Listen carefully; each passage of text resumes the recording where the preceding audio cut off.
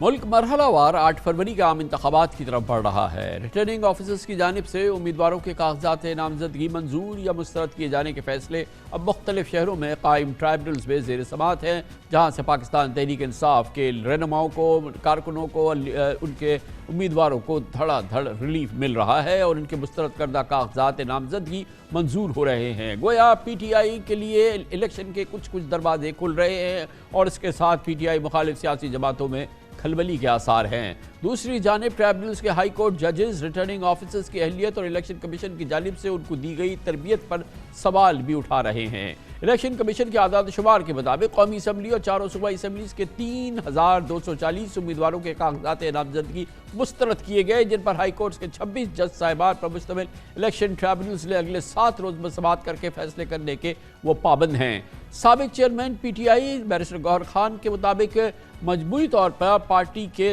873 امیدواروں کے کاغذات نامزدگی مسترد کیے گئے تھے۔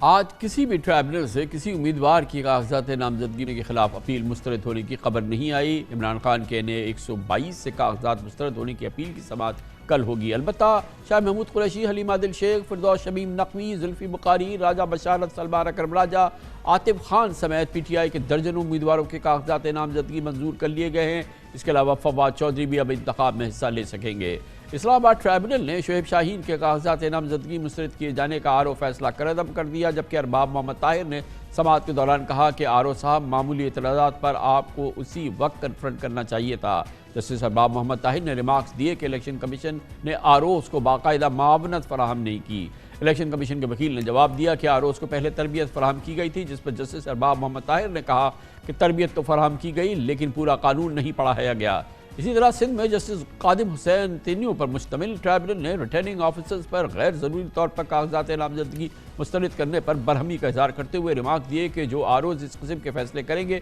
وہ الیکشن کیسے کرائیں گے۔ دلچسپ صورتحال ہے، اس پر مزید بات کریں گے۔ ہمارے ساتھ موجود ہیں جناب جبران ناصر، سول رائٹ ایکٹیوسٹ ہیں۔ جبران صاحب، آپ خود گو کہ آپ آئی گیس الیکشن لڑ رہے ہیں آزاد حیثیت میں، لیکن آپ نے پی ٹی آئی کے فردوس شمیم نقوی صاحب کے کاغذات نامزدگی مسترد ہونے کا کیس اٹھایا اور آج ان کے وہ کاغذات جو ہیں وہ مسترد ہونے کا جو آر او کا فیصلہ تھا وہ مسترد ہو گیا۔ فردوس شمیم نقوی صاحب انشاءاللہ الیکشن لڑ پائیں گے۔ یہ پورا ماحول جو آپ دیکھ رہے ہیں جو کہ بہت ہی ایکسٹراڈنری ہے، 850 پی ٹی آئی کے جو امیدوار تھے ان کے کاغذات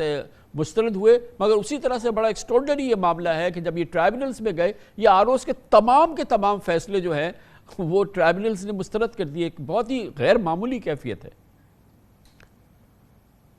دیکھیے، یہ غیر معمولی کیفیت ضروری ہے، بٹ ہم یہ نہیں کہہ سکتے کہ یہ بائی ڈیفالٹ ہے، یہ ڈیفینیٹلی بائی ڈیزائن ہے۔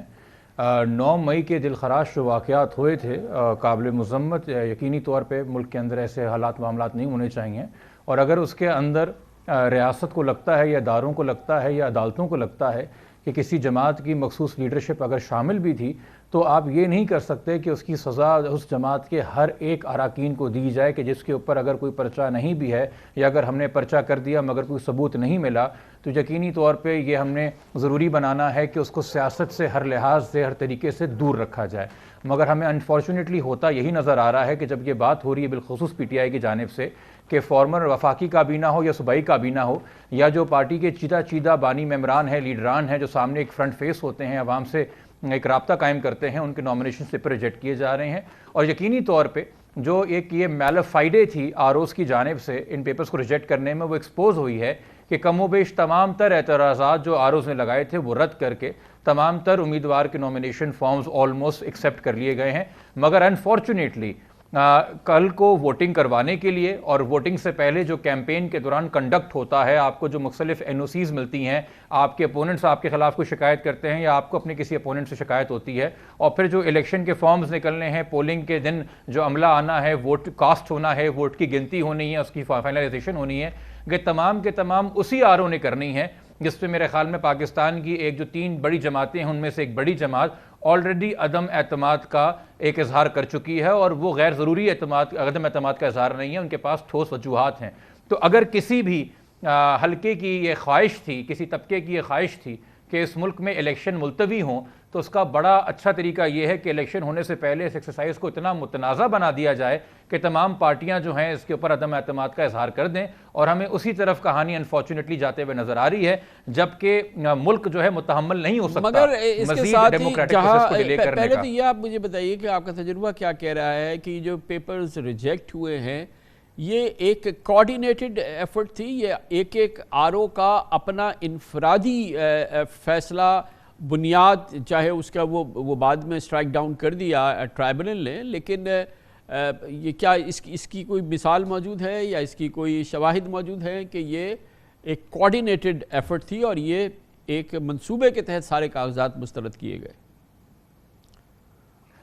دیکھیے ہمیں کہیں پہ تو آپ کو اسلام آباد ہائی کورٹ کے کامنٹس ابھی تھوڑی دیر پہلے اپنے پرومو میں چلا رہے تھے کہ جج صاحب فرما رہے ہیں کہ 3 الگ الگ حلقوں میں جو آر اوز پیپر ریجیکٹ کر رہے ہیں اس میں فل سٹاپ اور کامے کا بھی فرق نہیں ہے، مگر ہمیں یہ بھی نظر آ رہا ہے کہ کم سے کم یہ بیسک انسٹرکشنز کہیں نہ کہیں تھیں کہ کچھ بھی کر کے ان کے نامینیشن پیپر ریجیکٹ کرو۔ اگر میں آپ کو ایک مثال دوں تو فردوس شمیم نقوی صاحب کے یہ کہہ کے پیپرز ریجیکٹ کیے گئے کہ چونکہ پارٹی کا سمبل لے لیا گیا ہے ای سی پی کی جانب سے تو یہ کس نشان کے اوپر الیکشن لڑیں گے، اس لیے ان کو الیکشن لڑنے کی اجازت ہی نہیں ہے۔ اتنا بے تکا سا فیصلہ، اتنا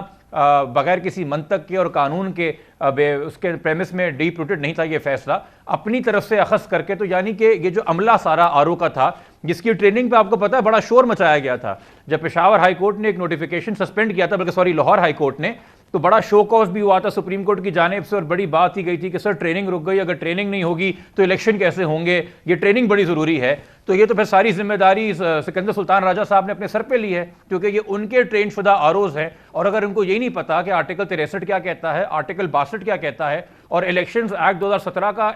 سیکشن 62 کیا کہتا ہے، اور اس سے ہٹ کے ہم جو بھی چاہیں گے ریزن لکھ دیں گے ریجیکٹ کرنے میں پیپرز، تو اس کو آپ میلافائڈ ہی کہیں گے انفارچونیٹلی، اس کے علاوہ تو یہ مگر ایک اوور آل جو الیکشن پروسیس آپ نے بھی شروع میں یہ بات کی ہے کہ اگر ہول سیل ریجیکشن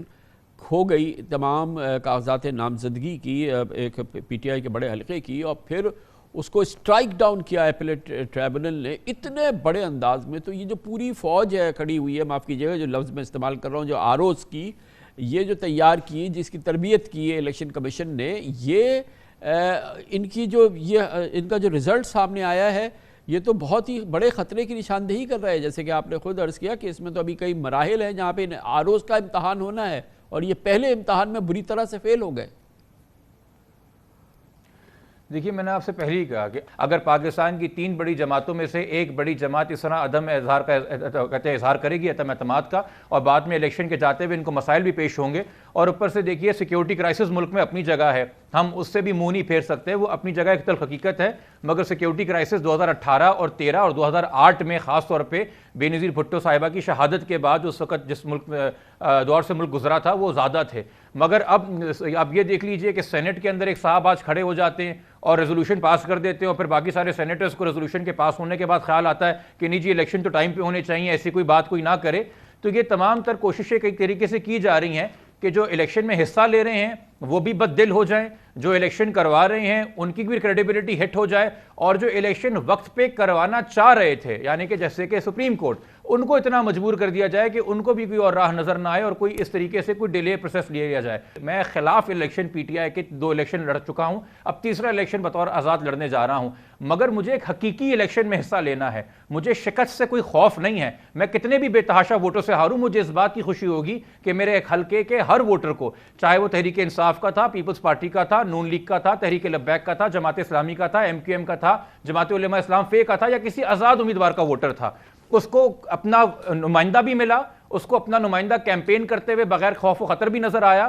اور وہ ان کے لیے جا کے نہ صرف ووٹ ڈال سکا مگر اس دن وہ ووٹ گنا بھی گیا۔ یہ جمہوریت کا کہتے ہیں ضمانت ہے، حقیقی الیکشن آئین کا وعدہ بھی ہے، جمہوریت کی ضمانت بھی ہے، اور اس عوام کی 24 کروڑ عوام کی امانت بھی ہے۔